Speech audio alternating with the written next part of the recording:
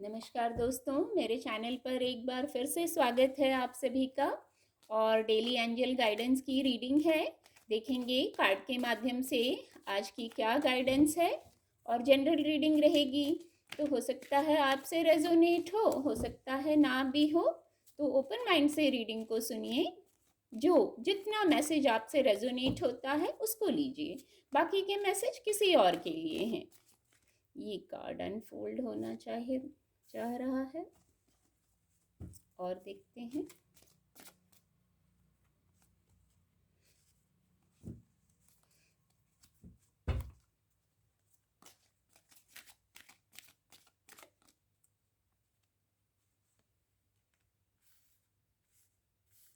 Card आपको visible होंगे। एक कार्ड और लेंगे।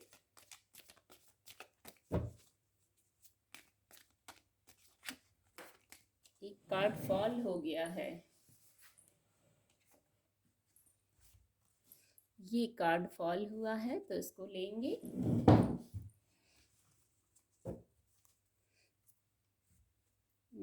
जग की एनर्जी है।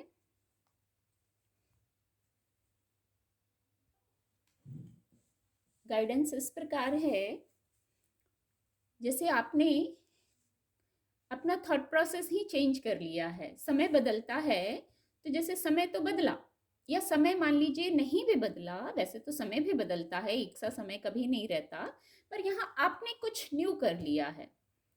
हो सकता है आपने अपने सोचने का तरीका बदल लिया है, चीजों को देखने का तरीका बदल लिया है, ऐसा पॉजिटिव माइंडसेट कर लिया है। तो उससे न्यू न्यू वर्ड चैनल हुआ है यहाँ। जो थॉट प्रोसेस चेंज किया है उससे सचमुच जो पॉजिटिव चीजों को अट्रैक्ट करने के लिए आप रेडी हो गए हैं।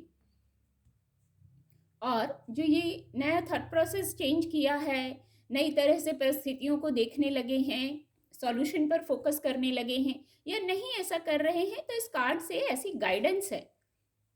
जैसे टाइम चेंज होता है, आपको भी खुद को भी चेंज करना है। समय तो बदल रहा है, हम चेंज नहीं हो रहे हैं, तो दोनों पहिए जैसे बराबर चलने चाहिए। समय चेंज हो रहा है तो हमें खुद को भी चेंज करना है, खुद के थॉट प्रोसेस में भी चेंज लाना है। और कुछ लोगों ने ऐसा कर लिया है, इस कार्ड से ऐसा ही चैनल हो रहा है। कुछ लोगों ने खुद को भी चेंज कर लिया, इतनी लर्निंग हो गई, इतना सीख लिया कि शायद उन्हें समझ आ गया है परिस्थितियों को, बातों को किस तरीके से लेना है, कैसे रिएक्ट करना है, पॉजिटिवली कैसे रिएक्ट करना है। एक्चुअली जब पॉजिटिवली रिएक्ट करते हैं, स्थितियों को, बातों को पॉजिटिवली लेते हैं, तो वहाँ हम सॉल्यूशन पे फोकस करने लगते हैं। समस्या इतनी बड़ी नहीं होती, सॉल्यूशन हमेशा होता है, बस सॉल्यूशन पे फोकस नहीं होता है कभी कभी। तो ये जो आपने माइंडसेट चेंज किया है उससे आपको मदद मिलेगी। और जो ये चेंज आया है, आप में चेंज आया है, परिस्थितियों में चेंज आया है, उसके लिए ग्रेटिट्यूड जरूर पे करना है। ये तो सभी को करना चाहिए।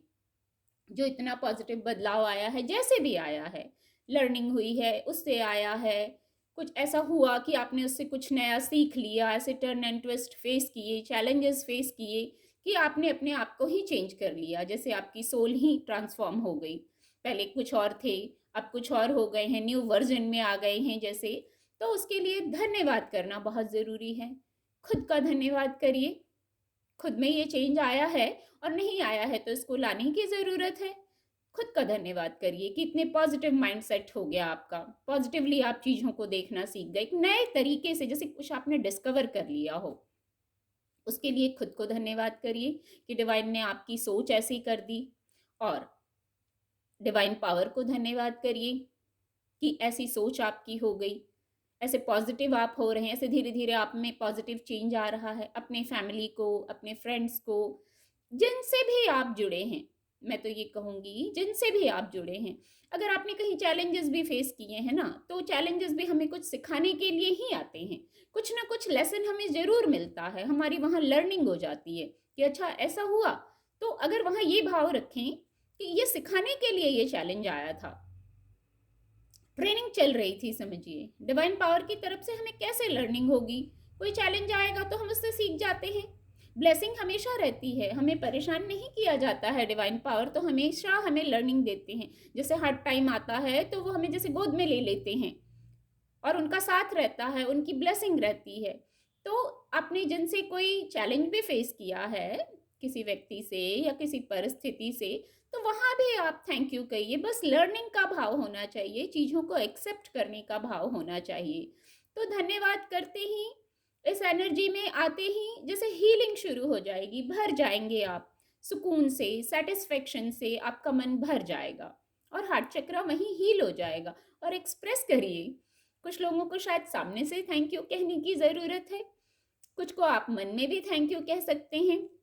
मन से भी वाइब्रेशन एक दूसरे तक पहुंचती है। आप मन से ही किसी को धन्यवाद करेंगे, धन्यवाद का भाव रखेंगे, तो वो वाइब्रेशन उन तक पहुंचने लगेगी और आप ये महसूस भी करेंगे। कुछ लोगों के लिए ऐसा मैसेज निकल के आ रहा है कि कुछ एक्सप्रेस करना चाह रहे हैं, कोई बात हो सकती है, किसी के लिए कुछ भी हो सकता है। अपनी अपनी स्थिति से लीजिएगा, आप क्या एक्सप्रेस करना चाहते हैं तो उसको एक्सप्रेस करिए उचित तरीके से, उचित समय पर, उचित बातों के साथ, उचित शब्दों के साथ अपनी बात को आप एक्सप्रेस करिए। एक्सप्रेस करना बहुत ज़रूरी है, आप लाइट हो जाएंगे, आपको अच्छा लगेगा। एक्सप्रेस करने की गाइडेंस है।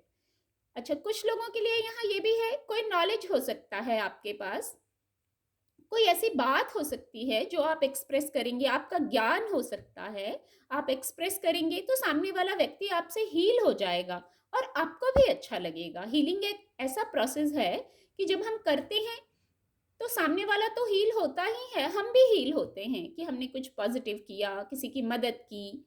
ये जो भाव आता है, इससे जैसे हम खुद हील हो जाते हैं। बहुत खूबसूरत मैसेज है इस कार्ड से।